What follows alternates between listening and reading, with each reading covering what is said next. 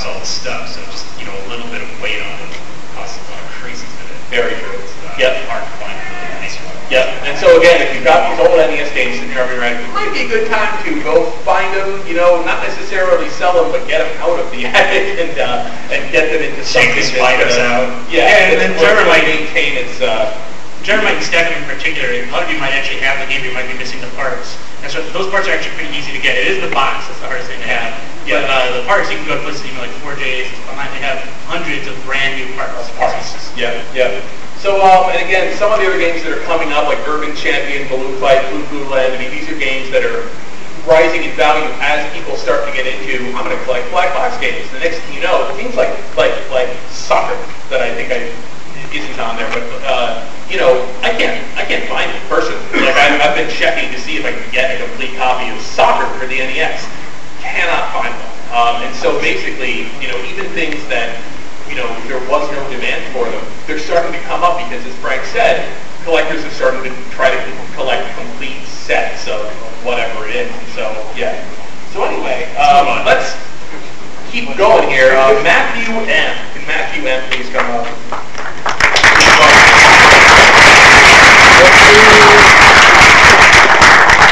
After Matthew is going to be Bill M. Bill M. You're on deck. Just be ready. That's all I'm saying. What is this? Oh my God! Holy! A sealed copy of Final Fantasy III for the SNES, signed by Nobuo Uematsu. Oh my God! Yeah, do this security. And photos on this thumb drive that proved that it was actually him. Nice. Anybody can contest that? I know. I'd love to. I'd be to. I'm not going to load that.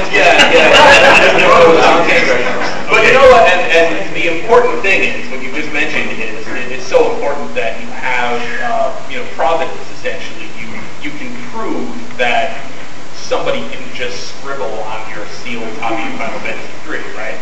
So to have that photograph there is very important, especially when you're dealing with signed collectibles. And It does look kind of scribbly to me. Obviously, and again, I've seen Uematsu's signature. That looks pretty good to me. I'm not a signature authenticator. I'm going to wipe off my potentially sweaty hand. So, it is. There's been a lot of research done into how to authenticate a sealed NES game. That looks legit to me. Okay, yeah, let's take this opportunity and look at the seal. I mean, I don't want to encourage you guys to try to recreate this at home or anything. It's pretty difficult. But a licensed NES game will always have the seal going this way across the back. If you go up and down, someone's ripping you off. And if there's nothing, someone's probably ripping you off. And then this is a pretty distinct. The way that folds over like that, the way the shrink wrap folds over. I mean, that's how you know it's like from the factory. Super Nintendo, I mean, you're going to look at a lot of Super Nintendo games, they're going to have a hang tab on the back of the box, but that doesn't necessarily mean anything because if you're going to go through all the trouble of faking a sealed Super Nintendo game, you can stick a hang tag on there. But if you're going to fake it, you do a better job. Yeah. Super Nintendo games, that's what they want you to do. Super Nintendo games have vertical seams going up and down the back. So, as far as our Steam panel of experts is concerned, Mike, you take a look at these already? Yeah, I did. NES and Super NES, this is something like... I mean, everybody out here who and awed when you saw this. Like, anybody have a guess what they think this is worth? I'd like to hear what people think this is worth. 1,000. I hear a lot. Yeah, I think a lot's $3 grand. I mean, well, first of all, let's take the signature off. Let's take the signature. I'm going to really take the signature off. Let's pretend that.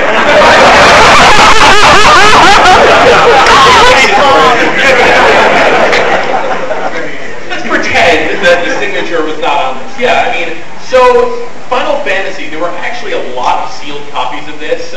Very, very. You could walk into KB toy stores and you could still buy Final Fantasy, even in the Nintendo 64 days. So, yeah, I mean, this is a game that was reprinted. It was like they kept copies in circulation. I think they reprinted it after the Super Nintendo versions came out, if I'm not mistaken. Oh, okay. Yeah, I can see that happen. But I don't think there's any difference between the original run or anything. So I don't think, But it's still, it's Final Fantasy. God's sake. Right. It is a series that, despite best efforts on the part of Square Enix to make people hate it's still going strong. And so, the fact that you've got the very first one still sealed, this is, probably this game, I think the high end would be like $200 for a sealed Final Fantasy 1. Yeah, I would agree with that. Yeah, so that's probably where it would top out. And Final Fantasy 3, again, what it has over Final Fantasy 1 is that people love it, a lot more, right? So, you have more people out there looking to get it. Sealed games is tough because the people who collect sealed games, they're really all about condition. They've got to have it.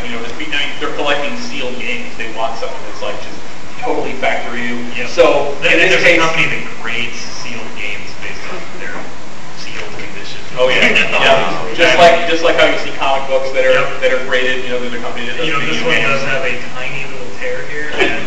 And that's the kind of thing that would knock it down, right? So, Final Fantasy 3, I would go, again, no signature, probably north of 200 for that, probably not much further north.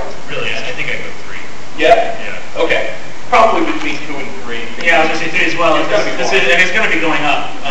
Both of these games actually are going to go, Final Fantasy is topping out a little bit. Final Fantasy 3 is definitely going up. Just the last year, you've seen some sell for upwards of 320, 350. Yeah. Okay, so now we come to the signature. One-of-a-kind items, the problem with them is they're one-of-a-kind, and you really can't figure out exactly how much they're going to go for. But to the right person, because I've seen signed things that are signed by people on the development team and nobody has any idea who they are, so... but if you love Final Fantasy enough to buy a sealed copy of the game, I know who Masu is. Exactly. And so, because it's so rare that you would get his signature on stuff like that, it would send those prices a little bit higher. But you might put those on eBay and have 2 collectors who just desperately want that. For a charity event that I'm on the board of, we got Toru Iwatani's signature on a copy of the Pac-Man. And that all went directly to Child's Play, basically, but it went up to $600. So again, these to the right bidder would be worth a premium over the 200, 300. But you've got some really, really, really interesting items there. Yeah, and I don't think I've ever actually seen anyone try to sell a signed Final Fantasy game. So, these are definitely neat. And selling them both as a set with signature would probably... I wouldn't even do that. Do you even want to sell them? I have no intention of... Oh, yeah. I would say this as far as the general, and I do applaud you, sir, for not selling them at all, but, as a general point here, if you were to have these, and if you were to want to sell them, I would recommend totally against selling them as a set, because what you want is for, somebody's budget's only going to go so high, right? So you want 2 separate people to pay you a little bit more each. Yeah, they're limited, but there's signatures where I'm thinking about. There's potentially that money. It's fine. You probably get more money individually. Right. Signature set. Yeah. Yeah, in many cases, a collection can be worth less than the sum of its parts. It's always better to try to, sell things individually. And my personal advice if you were selling one of these is to get them graded by that company first, because I think that would be kind of an item I've seen before is a graded, sealed, signed. The problem is they don't do signature grading yet. They count all signatures. The VGA, the Video Game Authority, they count all signatures as like a flaw on the package. So don't get these graded. But you can go onto the Video Game Authority and you can actually buy like the really, really nice you should buy these pieces. Yeah. My hands should not touch these. Yeah, I would actually go and do that. You can get those for like $20 to $30. They'll make you custom cases. And then you put it in there, and then you never have to worry about any condition altering it. Chris Kohler's. Exactly. Thank you very much. That was awesome.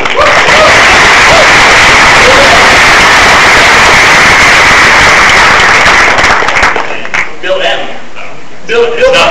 Yeah. Famous cartoon.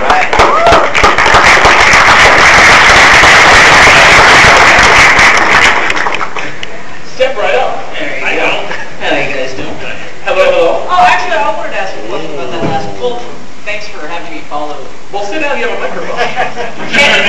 Yeah, thanks for letting me follow what is essentially the Cameron's dad's Porsche of video games.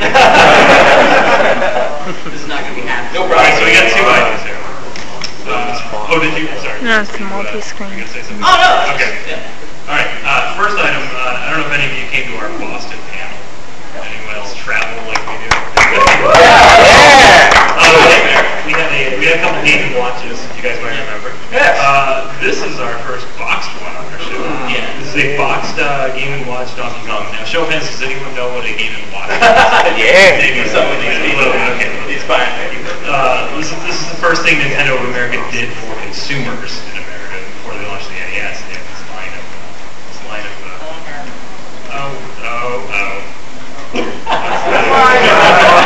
guys, we've been praying. It's actually probably worth more than the actual DS. Well, it's probably $100 less than it used to be.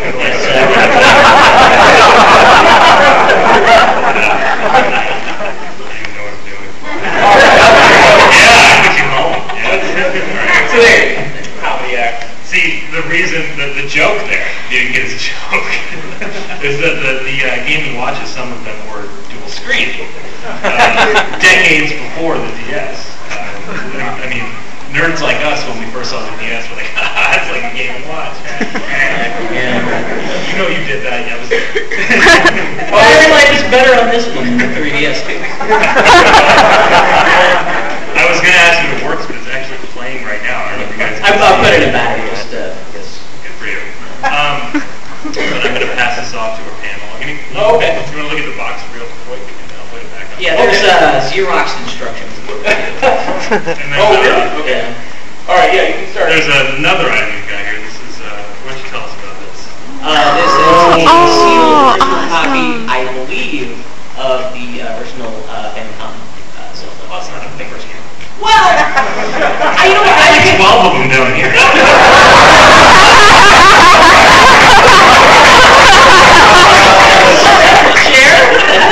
No, actually, I only paid like $20 from Japan for that, so I figured there was something wrong with it. It was forfeit or something like that. But Let me. I don't know if I got a deal with it. So I'll tell you about that. We'll start with that. Yeah. Yeah. Well, why do we have two? Yeah. Mike recently acquired one also. So I'm gonna start. I'm gonna lie a little bit here because I haven't really figured out all of this yet. But in 2003, Nintendo made the Famicom disk system, right, which was in Japan only. Sorry, no. Nintendo back in the 80s.